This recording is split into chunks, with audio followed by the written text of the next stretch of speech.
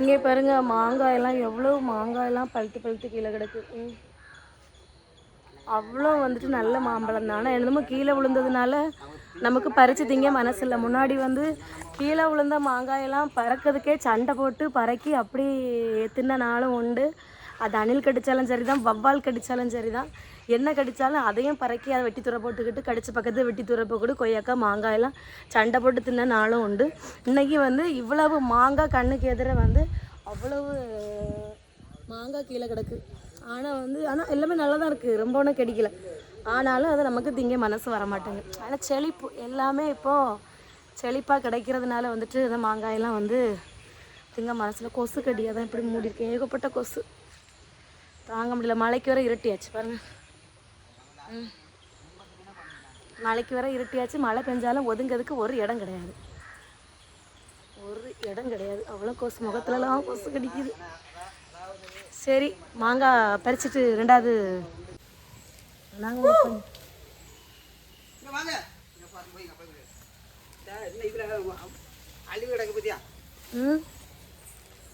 அழுவன மாங்காயை பறிக்க போறியே படிங்க.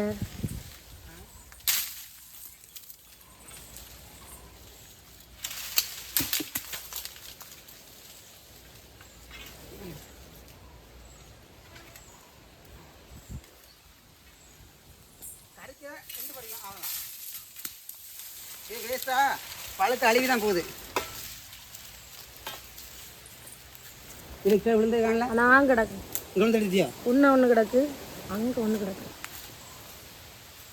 நல்லா இருக்கு, பெருசாக இருக்குது பார்த்தீங்களா? அன்னைக்கு ஒரு மாம்பழம் கலந்து பழத்தில் இருந்து சரி பறித்து எடுத்து சாப்பிட்டேன். நல்லா இனிப்பாக தான் இருக்குது. ஆனால் சில நேரம் ஃபுல்லாக புழுவாக இருக்கும் பார்த்துருங்க. அதான் விழுந்தது நான் பார்த்தேன்.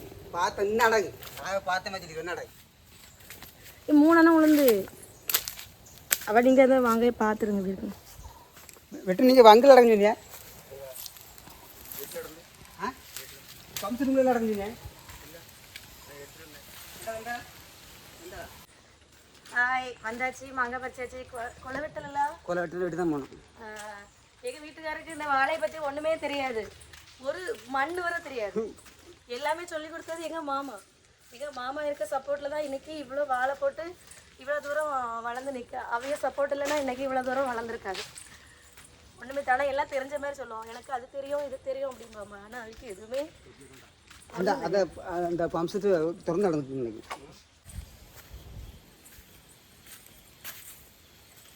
கருவேப்பிலை அழகாக இந்த மலைக்கு வந்து சூப்பராக தடுத்துருக்கு. ஏன்னா கருவேப்பிலை நம்ம முடிச்சு வைக்கலாம். இல்லை, இது ஒரு வாரத்துக்கு காணும். முடிச்சு நம்ம ஃப்ரிட்ஜில் உருவி போட்டோன்னு வைங்களாம், ஒரு வாரத்துக்கு காணும். கருவேப்பிலை கொசு கடி தான் தாங்க முடியல. என்ன கொசு கடி, ஒரு வீடியோ வரைக்கும் ஒழுங்காக எடுக்கவே முடியல. அவ்வளோ கொசு கடி, ஏகப்பட்ட கொசுங்களுக்கும் கடிச்சிட்டு நம்ம கடிச்சா. இப்போ விழுந்துடும், இதுக்கு விழுந்துடும். இப்போ எப்படியோ கொய்யாக்காய் எரிஞ்சு படித்தேன். அணில் கடிச்சிது. மாதிரி அணில் கடிச்சது. அணில் கடிச்சோ பாம்பு கடிச்சோ யாருக்கு தெரியும். மாமரைச்சோலை அப்படின்னு நம்ம சொல்லுவோம். இப்போ தான் அந்த குளிர்ந்த மாமரைச்சோலையில் நிற்கிறோம். பாருங்கள் எவ்வளவு அழகான ஒரு இடம், சூப்பராக இருக்கு. தெரியுதா? உண்மையாகவே அழகாக இருக்குது. வீட்டுக்குள்ளே இருக்கிறதுக்கு இப்படி வந்து சுற்றி பார்த்துட்டு இருக்கிறது சூப்பராக தான் இருக்குது. கொசுக்கடி. சரி, எங்கள் வீட்டுக்காரர் என்னை விட்டுட்டு போயாச்சு. எங்கள் பிறகு தள்ளி போயாச்சு. எனக்கு எப்படி வந்தோம் எப்படி போகணும்னு தெரியாது. அவைய பின்னாடி போனால் தான் முடியும். வீட்டுக்காரரை காணல. நான் நீ அப்படியே போகிறேன். காணது எங்கே போனான்னு தெரியலையே, வழியும் தெரியாது. ஆனால் அப்புறம் சரி, வாழைக்குலை வெட்ட போகிறா காமிக்கிறேன். அங்கே போய் பார்க்கலாம். கொலை போய் எப்படி வெட்டுவாவ? கிழமை வெட்டிடலாமோ? எனக்கு எங்கே தெரியும், முன்ன பின்ன நான் கொலை வெட்டதை பார்க்க செஞ்சேன். வாழை மரம் எப்படி வெட்டுவோன்னு எனக்கு தெரியாது. தலைக்கு மேலே போட்டுறேன்.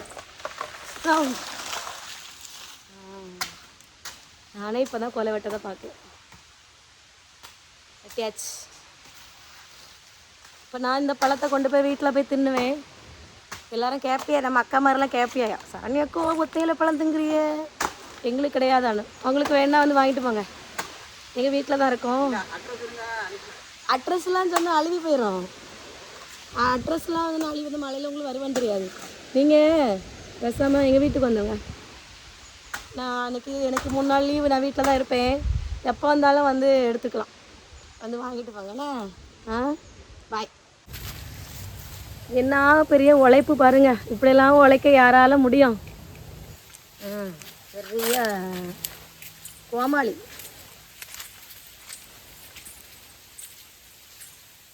நான் வீடியோ எடுக்க தான் வந்தேன், நான் இதெல்லாம் தூக்க மாட்டேன்.